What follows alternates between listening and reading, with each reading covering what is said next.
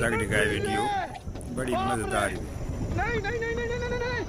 बुढ़ड़ी ने बड़ा दुखी किया साग खवा खवा के आज आई काबू।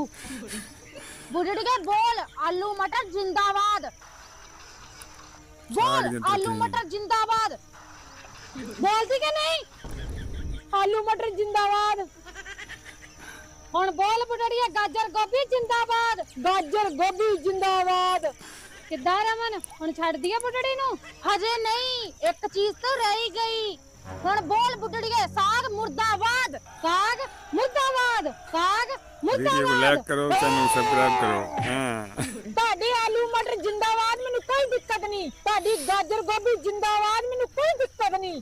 पर मेरा साग जिंदाबाद सी, जिंदाबाद है, जिंदाबाद रहूगा। जिंदाबाद।